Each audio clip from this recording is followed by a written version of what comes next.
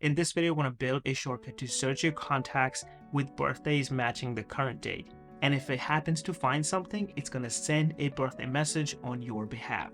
And then we can turn it into an automation that will run completely independently at any given time of the day. And as a bonus, I will show you how you can send the message via WhatsApp instead of iMessage if you have friends and family that are not within the iMessage ecosystem. So for this to work, you need to have an iPhone or an iPad device. Then you need the Shortcuts app on your iPhone/iPad, and you need the birthday details for your contacts to be saved as a contact detail, which basically means it wouldn't work if your birthdays are saved in calendar as all-day events. At least not with this shortcut. Maybe we can talk in the comments if you want more details on how to develop something for that. With that out of the way, let's get started. So open the Shortcuts app. Let me turn off Stage Manager so you only see the one window that I have over here. So open the Shortcuts app and click on the plus icon on the top right to create a new shortcut. Before we even get started, let's give the shortcut a name. We're going to call it Birthday Messages.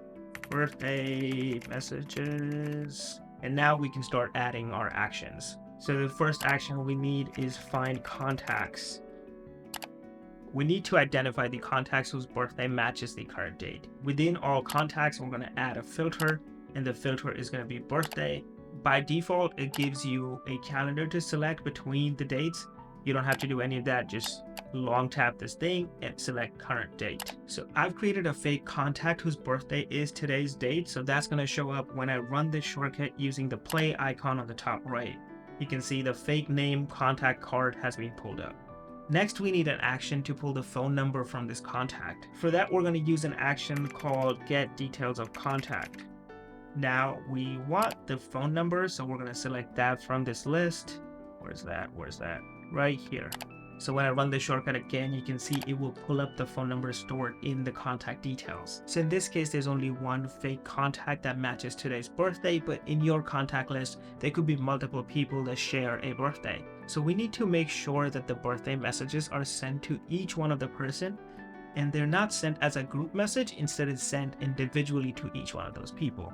And for that to work, we need an action called repeat with each.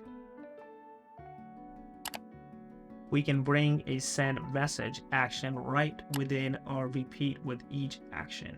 By default, it's selected repeat item. We're not going to do that.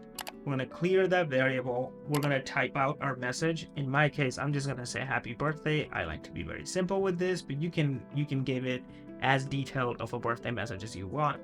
We're going to long tap on recipients, and we're going to select the repeat item. And if I run this action right now, it will try to send a message to the contact that I have in there. I don't want to mess with that because I don't know if that's a real phone number or not. And if sending the iMessage or a old-fashioned green bubble text as a birthday message is all you wanted to do, you're good to go. You can jump to the automation section of this video. But if you want to send a WhatsApp message, we need to jump to the iPhones real quickly. Instead of searching for the actions, just go to the apps tab and scroll down to WhatsApp.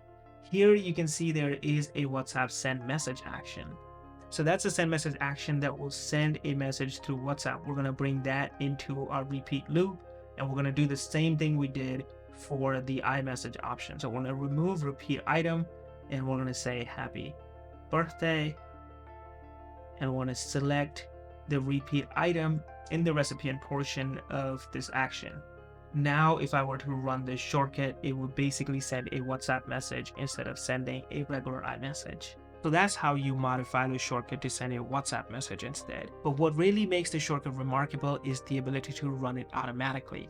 So let's jump back to the iPad and make it into an automation that runs automatically, completely independent of you. I like my birthday messages to be sent out early in the morning, and I don't want to be involved in the process, so it happens before I even wake up. So let's start an automation by going to the automation tab on the Shortcuts app.